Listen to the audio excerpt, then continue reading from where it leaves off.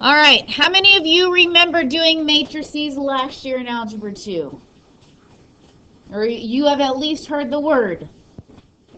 Okay, okay. Um, so, do you recognize this bracket?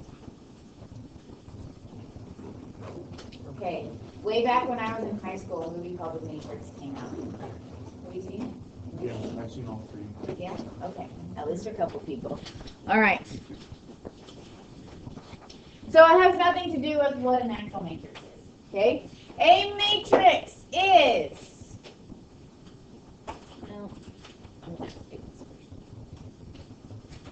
With suspense.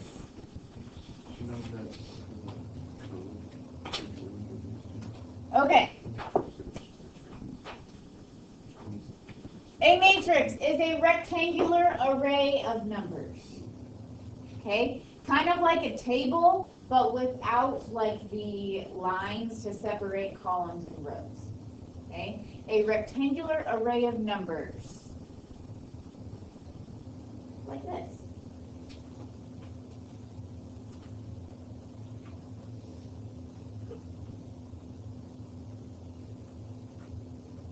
Okay? So we have basically a set of numbers that look like they're in kind of table form. But we don't have any like the lines, okay? And what we have are those big brackets on the outside, and that's how we know we're talking about a matrix. Okay? Now, there's some vocabulary that needs to be common as we're talking about these matrices, okay? One matrix, plural matrices, kind of like vertex and vertices, okay? So in a matrix, each of those numbers we call an entry.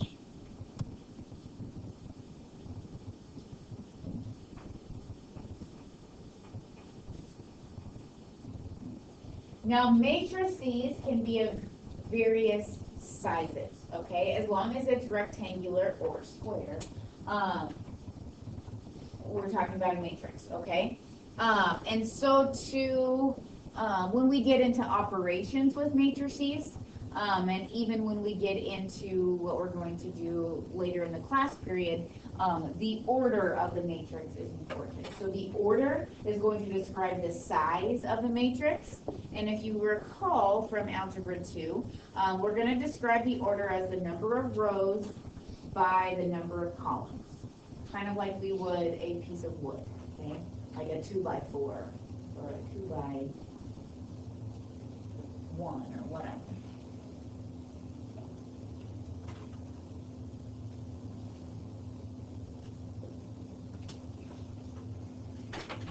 So that example that I have up there, how many rows are there? How many columns? All right, so this is what we would consider a 3x2 matrix.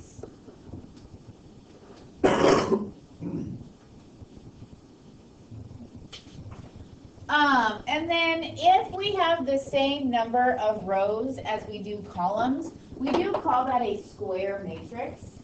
Okay?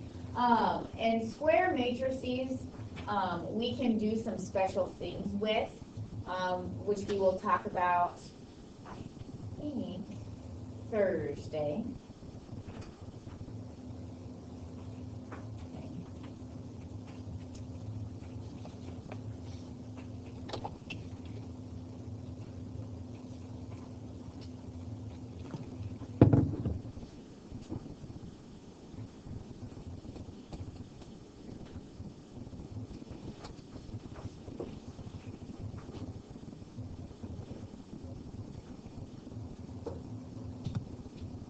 Okay, so what I'm going to do is I'm going to give you a moment to write these down, and then at your pod, I want you and your pod mates to decide the order of each of these four matrices. Okay, so take about a minute to write them down, and then talk about the order.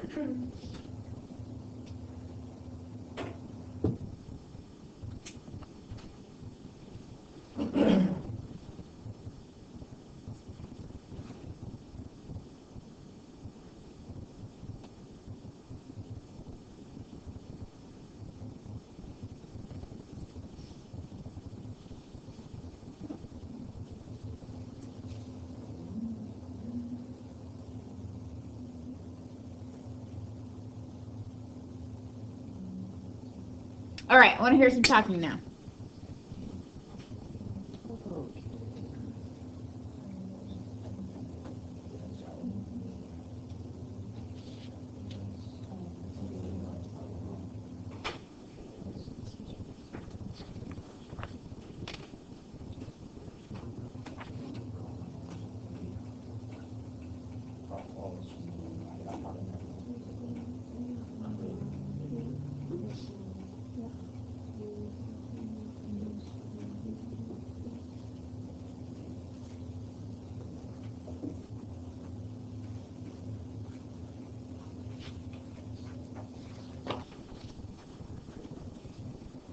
All right, part one, what's the order of A? Okay, looks kind of awkward. There's one row and one column. There's really not a lot we can do with the one by one matrix, but it is matrix. Okay, pod 2, letter B. 1 by 4. Pod 5 agrees with you. Okay, there's 1 row and 4 columns. Good. Pod 3, letter C. 2 by 2. It is a 2 by 2 matrix. And since all of these entries are 0, we could also call this a 2 by 2 0 matrix. Okay. And then pod 4, letter D. 3 by 2. Does that look familiar from before? Okay. Good. So before you do anything with a matrix, it is important that you determine the order. Okay, your first couple of problems from your homework, you're just determining the order of a matrix. Okay. Now, something that you didn't talk about last year, and don't start writing down yet, is something called an augmented matrix. So I might have previewed a little bit, but when we were doing the algebra to solve systems of equations, that's not the only way we can solve a system. Okay, we're going to actually learn 3 different ways in this chapter to use matrices to solve systems of equations. Okay, the first way we're going to talk about is an augmented matrix. All right, so go ahead and write down what you need to from up here, and then I'll show you what an augmented matrix is.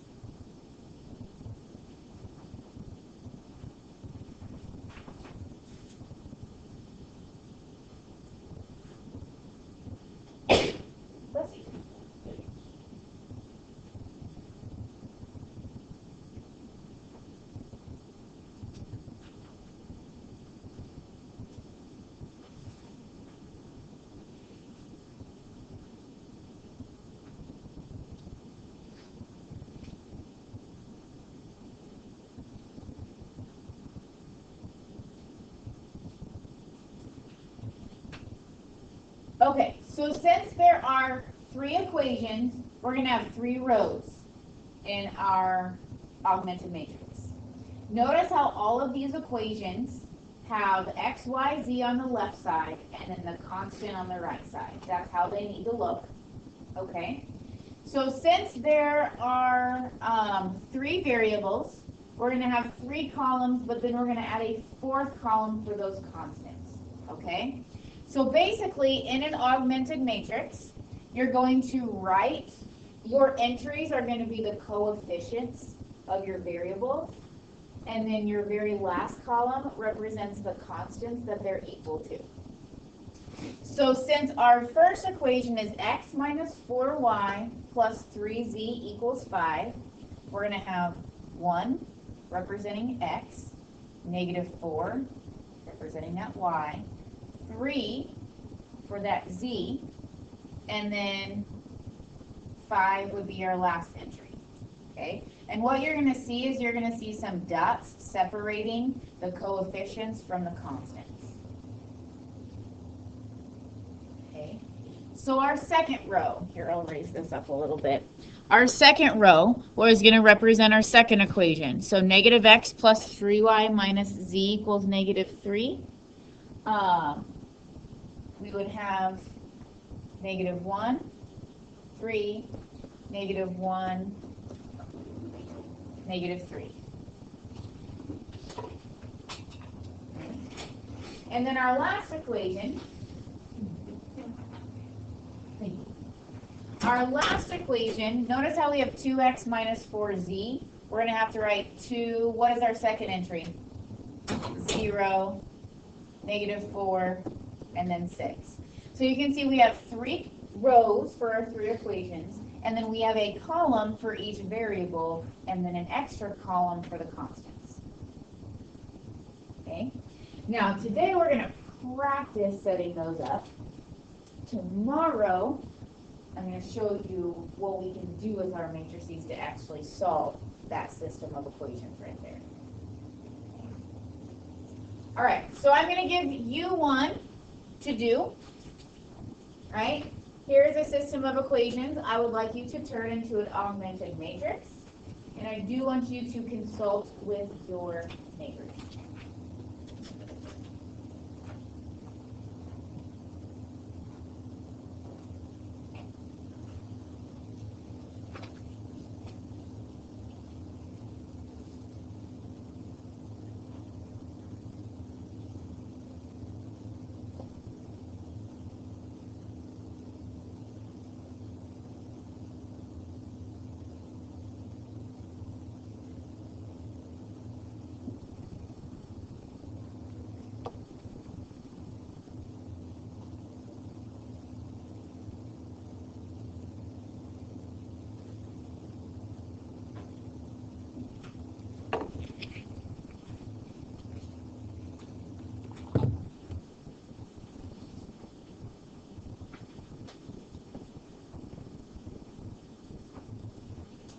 When you have it written down, compare it with your neighbors.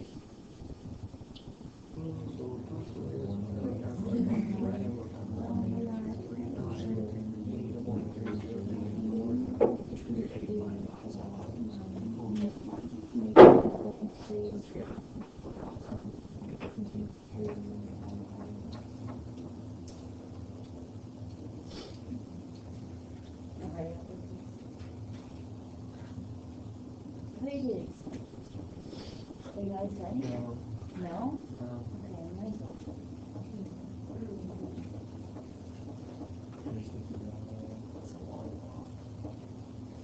Legs hurt.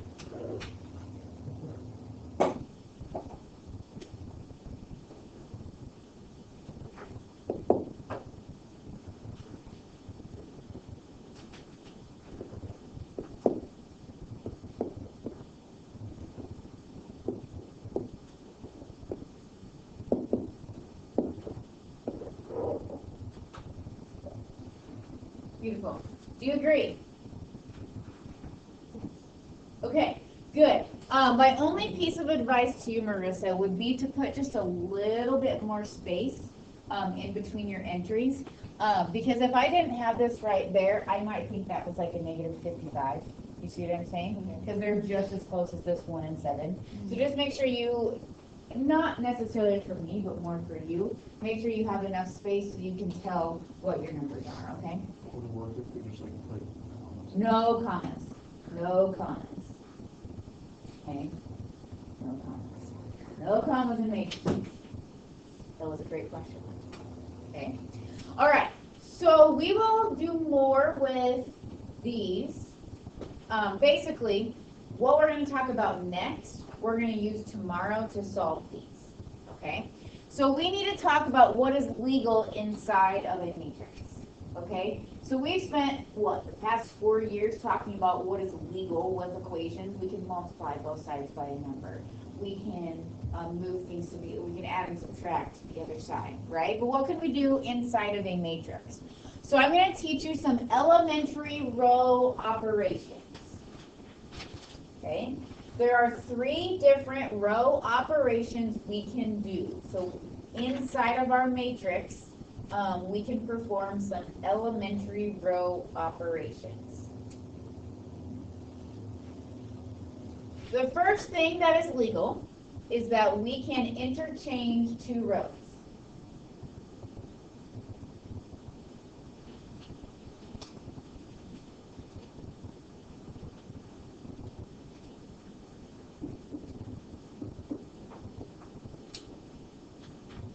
So I have this 2 by 3 matrix with entries 1, 2, 3, 4, 5, 6.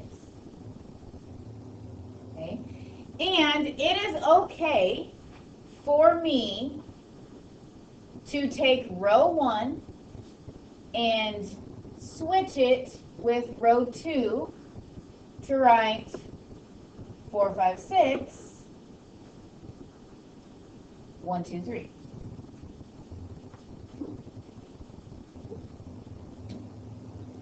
If you imagine those as like equations, okay, we're basically just writing them in a different order.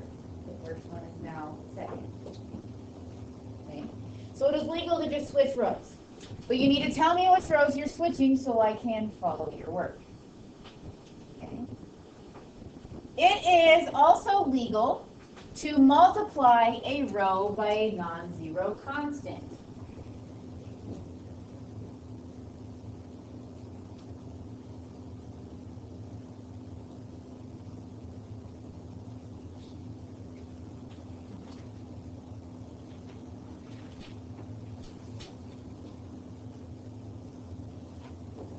Okay, so let's go ahead with the same matrix, 1, 2, 3, 4, 5, 6, because it's easy to write. Okay. It is legal to multiply by a non-zero constant. So I'm going to take row 1 and I'm going to multiply it by -4. And so then our new row would be -4, -8, -12.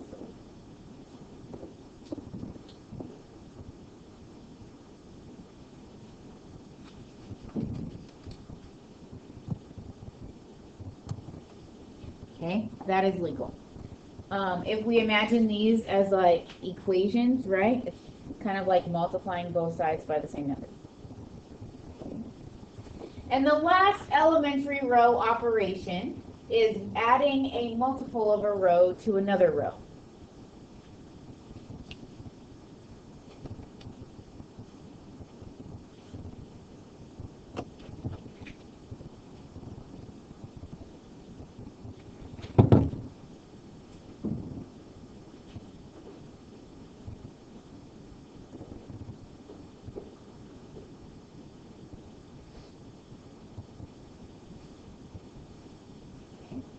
So I might find it beneficial to take -4 times row 1 and add it to row 2.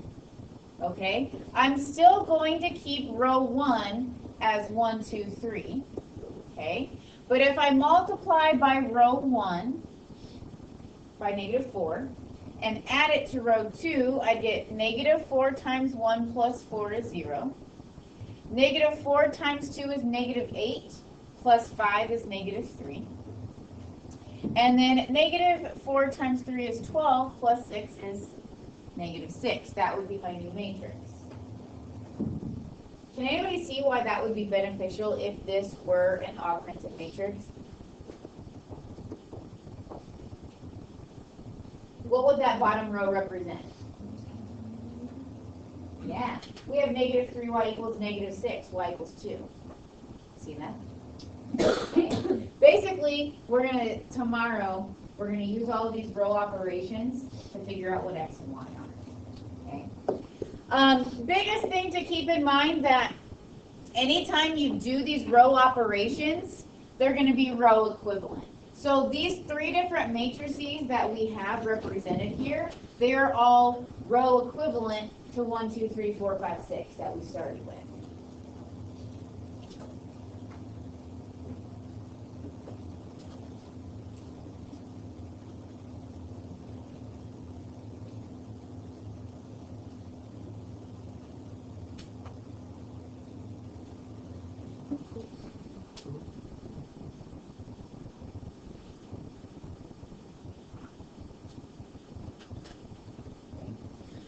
So in your homework, you are going to have some problems where they will ask you to perform a particular row operation. Okay? Tomorrow, we're going to have to decide for ourselves what to do, and we'll get there tomorrow. But today, in your homework, they're going to tell you which one to do.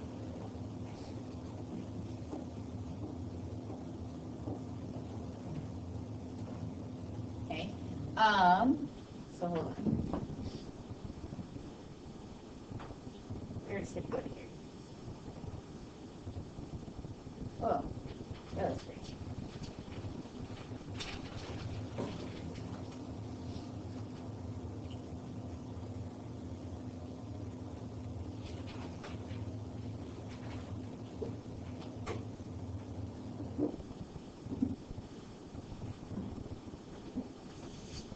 Okay. So row echelon form.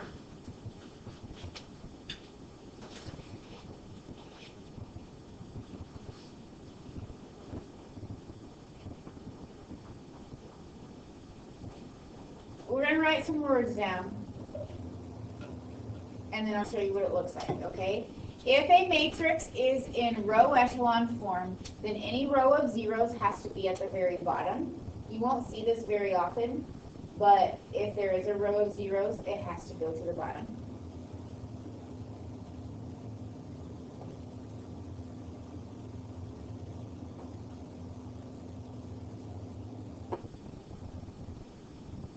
All other rows, their first non-zero entry has to be 1.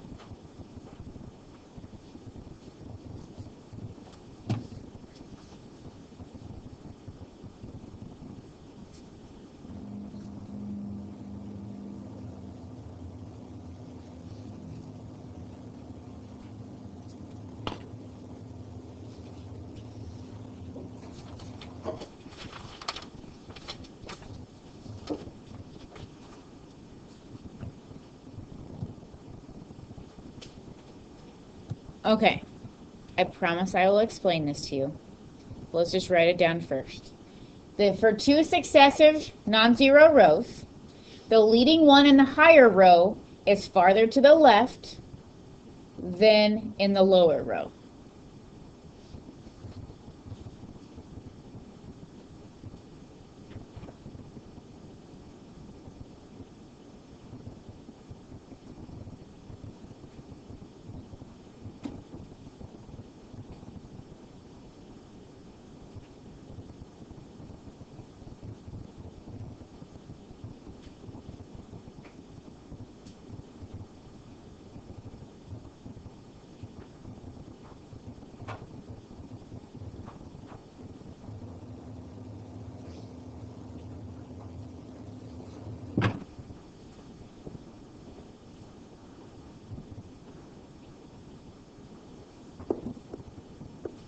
When we're talking about row echelon form, we're talking about an augmented matrix.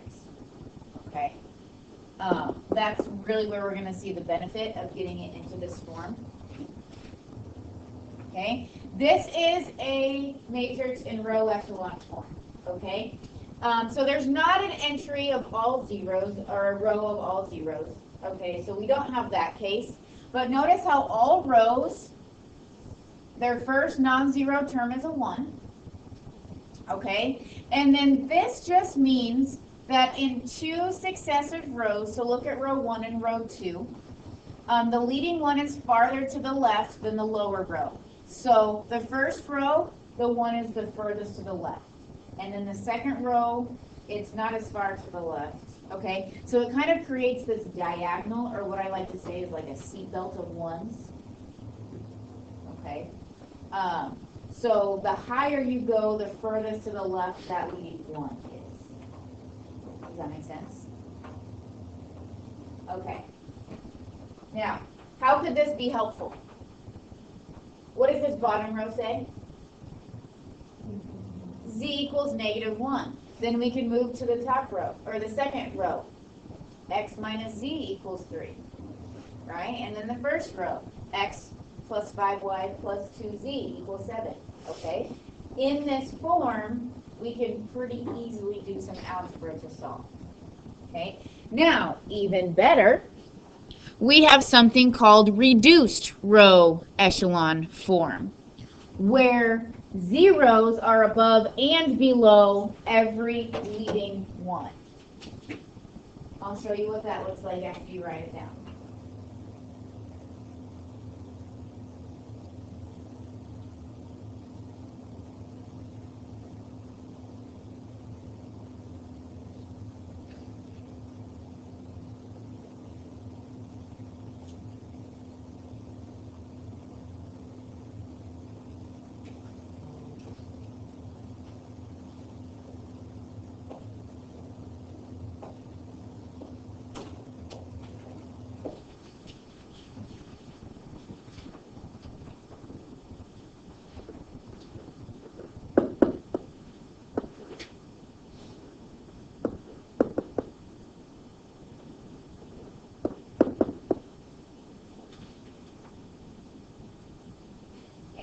This is reduced row echelon form.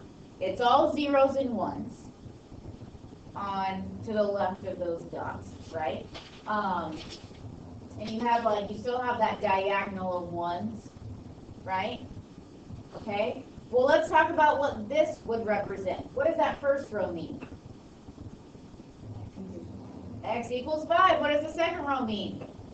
Y equals 3. What does the third row mean? Z equals 7. Okay? So if we can get this into reduced row echelon form, bam, we have X, Y, Z.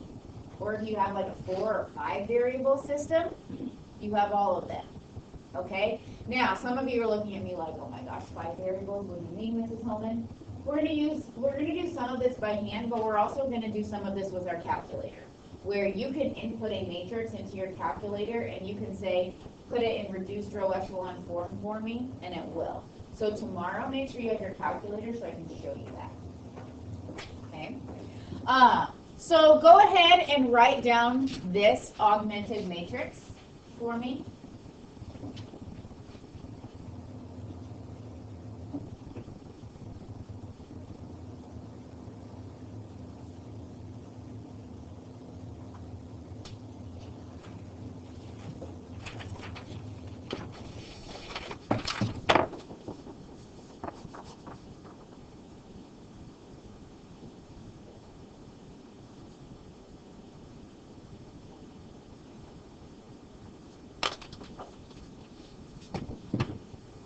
Okay, so part of your homework is just taking an augmented matrix and writing down what the equations would be.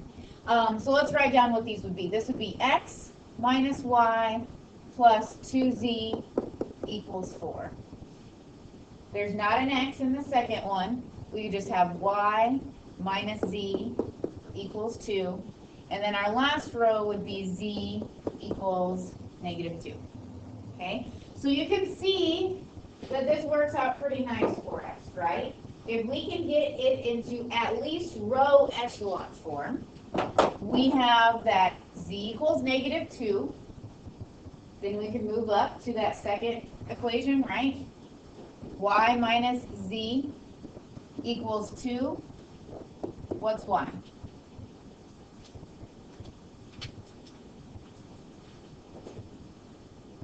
Everyone all at once. Okay, thank you. And then we can move up to the first equation. X minus y plus 2z equals 4 to get x equals 8. So if this augmented matrix represents a linear system of equations, we in about less than 60 seconds, got to 8, 0, negative 2. Okay, so that's nice, right? Okay. I want to come back to, I don't know if you noticed, but I skipped a couple slides. Okay, I want to go back to one of those. Okay, first of all, does anybody have any questions about row echelon form or reduced row echelon form? Okay, if anything, we just need to be able to recognize it and how it can be beneficial to us with algebra. Okay, now I want to come back to this right here. So I want you to write down this augmented matrix. Okay, you can see that it represents a 3-variable system.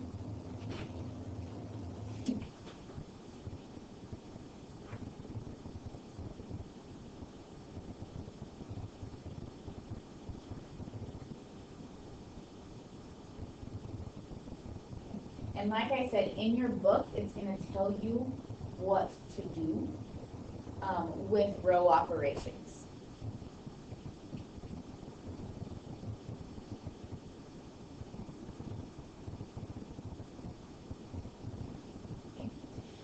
So if it's telling us to switch rows 2 and 3, this is how I want you to notate it. So you would say row 2 is switching with row 3. Okay? And so your new matrix would be 1, negative 4, 3,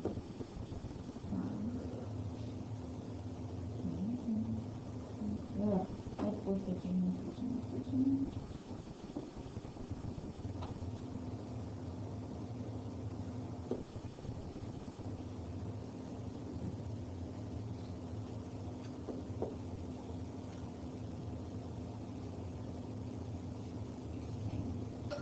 Then it might ask you to add row 1 to row 3 and replace row 3. So this is how I would notate that. So row 1, we're going to add it to row 3, and that's going to become our new row 3. Why would that be something that maybe they would ask you to do? Why would adding row 1 to row 3 be helpful?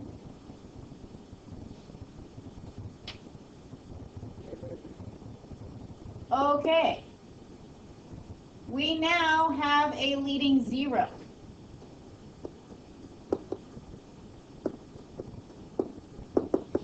Okay, so row 1 got to stay there. But if we add it to row 3 and replace row 3, we now have a leading 0. Okay, we are getting closer to that row echelon form, right? Tomorrow, we are going to choose which row operations we do to get into row echelon form. So I wanted you to see why maybe that would be a beneficial thing to do. Okay, and I want you to understand how to notate those row operations.